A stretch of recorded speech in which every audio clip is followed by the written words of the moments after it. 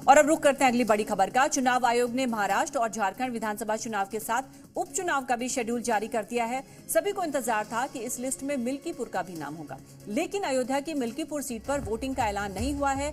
इसके पीछे की वजह कानूनी थी, लेकिन अखिलेश यादव ने इसे लेकर सोशल मीडिया प्लेटफॉर्म एक्स पर लिखा है, जिसने जंग टाली है समझो उसने जंग हारी है। मिल्कीपुर विधानसभा सीट पर उपचुनाव की तारीखें घोषित नहीं की गई, क्योंकि चुनाव आयोग की तरफ से स्पष्ट कर दिया था कि यह मामला अभी कोर्ट में लंबित है, इसीलिए इस पर उपचुनाव की तारीखें घोषित नहीं की गई। लेकिन अब अखिलेश यादव का वार सामने आया है। उन्होंने सोशल मीडिया एक्स पर एक पोस्ट लिखा है और यह लिखा है क्योंकि जंग को टाला गया है, इसका मतलब उन्होंने हार मान ली है। इस बात को अखिलेश यादव ने अब सोशल मीडिया एक्स पर लिखा है, क्योंकि 9 विधानसभा सीटों पर तारीखों का ऐलान हो गया, सिर्फ एक मिल्कीपुर सीट को छोड़कर। यूपी सरकार में मंत्री नरेंद्र कश्यप के साथ खास बातचीत की है हमारे संवाददाता ने। भारतीय जनता पार्टी चूंकि पहले से ही चुनाव की तैयारियों को मुकम्मल कर चुकी है, हमारी पार्टी की ओर से सभी सीटों पर मंत्रियों की भी ड्यूटियां लगी हैं। खुद पार्टी के बड़े नेता भी हमारे हर चुनाव को देख रहे हैं। तो निश्चित है कि उत्तर प्रदेश में जिन 9 सीटों पर उपचुनाव होगा, उन सभी सीटों पर इस बार भारतीय जनता पार्टी की विजय होने वाली है। क्योंकि सपा लगातार पीडीए का नारा देती है और लोकसभा चुनाव में हमने देखा था कि पीडीए फॉर्मूला उनका सक्सेस भी हुआ था, और आप चूंकि पिछड़ा वर्ग मोर्चा के जो है प्रदेश अध्यक्ष भी हैं, तो ऐसे में क्या इस बार उनके पीडीए की काट के तौर पर जो है आपने कुछ नया प्रयोग करेंगे आप लोग? देखिए, काट की हांडी बार बार नहीं चढ़ती है। लोकसभा के चुनाव में अखिलेश यादव जी ने उत्तर प्रदेश में कुछ लोगों को झूठे षड्यंत्रों के आधार पर गुमराह कर लिया था। अब उत्तर प्रदेश में चाहे दलित हैं, पिछड़े हैं, सब समझ गए कि पीडीए केवल वोट लेने का एक मैकेनिज्म था अखिलेश यादव जी के पास, और अब उसकी पोल तो सब लोगों ने हरियाणा में भी खुलते हुए देखी है, और सब लोगों ने ये भी देखा है कि जब लीडर ऑफ अपोजिशन बनाने का अवसर आया था विधानसभा में, तो अखिलेश यादव जी पीडीए को भूल गए थे। जाहिर है कि इस याचिका की वापसी के बाद मिल्कीपुर में उपचुनाव का रास्ता साफ हो जाएगा, लेकिन तारीख टलने की वजह से पक्ष और विपक्ष को एक दूसरे पर जुबानी प्रहार करने का एक मौका मिल गया है। उत्तर प्रदेश की 9 सीटें भारतीय जनता पार्टी और एनडीए जीते, इसके लिए कार्यकर्ताओं ने कमर कस ली है।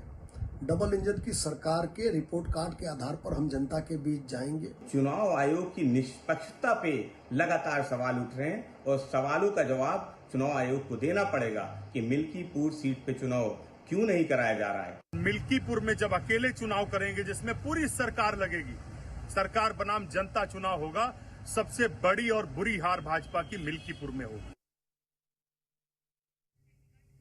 यूपी में उपचुनाव का बिगुल बज चुका है। मिल्कीपुर सीट को छोड़कर बाकी 9 सीटों पर 13 नवंबर को वोट डाले जाएंगे। चुनाव की तारीखों का ऐलान होते ही चुनावी हलचल भी बढ़ गई है।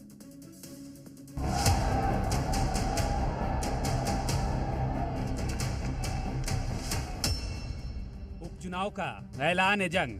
9 सीटों पर उपचुनाव का ऐलान। 13 नवंबर को मतदान, 23 नवंबर को काउंटिंग। मिल्कीपुर के चुनावी बिगुल पर ब्रेक। चुनाव आयोग ने यूपी में उपचुनाव की तारीखों का ऐलान कर दिया है।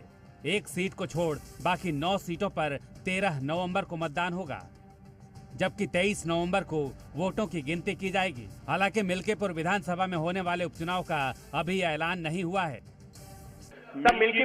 Milkipur also is under election, so let me से इट दैट वे। जहां इलेक्शन पिटीशन नहीं है वहां सब में हो रहा है, ठीक है।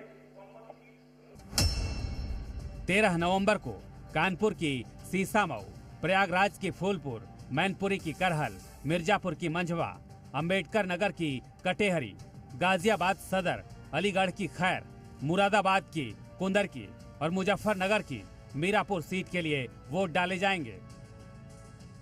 मिल्कीपुर को जोड़ दें तो राज्य में विधानसभा की 10 सीट खाली थी, जिन पर उपचुनाव होने वाला था, लेकिन हाईकोर्ट में मुकदमा लंबित होने के चलते इलेक्शन कमीशन ने मिल्कीपुर में चुनाव की तारीख का ऐलान नहीं किया है। चुनाव आयोग की तरफ से जारी कार्यक्रम के मुताबिक 18 अक्टूबर को अधिसूचना के साथ ही नामांकन शुरू हो जाएंगे। 25 अक्टूबर तक नामांकन दाखिल किया जाएगा। 28 अक्टूबर को नामांकन पत्रों की जांच होगी। 23 अक्टूबर तक नाम वापस लिए जा सकेंगे। उपचुनाव की तारीखों का ऐलान होते ही सियासी दलों ने अपनी अपनी जीत का दावा किया है। जनता के सामने इंडी गठबंधन की कलई खुल गई है। जनता को विकास चाहिए और विकास एनडीए के साथ संभव है। इसलिए पूरा भरोसा है कि जनता 9 की 9 सीटें भारतीय जनता पार्टी की झोली में भरेगी। सपा ने 6 सीटों पर प्रत्याशियों का ऐलान कर दिया है। वहीं पहली बार उपचुनाव में मैदान में आ रही बीएसपी 5 सीटों पर प्रत्याशी घोषित कर चुकी है। बीजेपी भी जल्द प्रत्याशियों की घोषणा कर सकती है। ब्यूरो रिपोर्ट, जी मीडिया।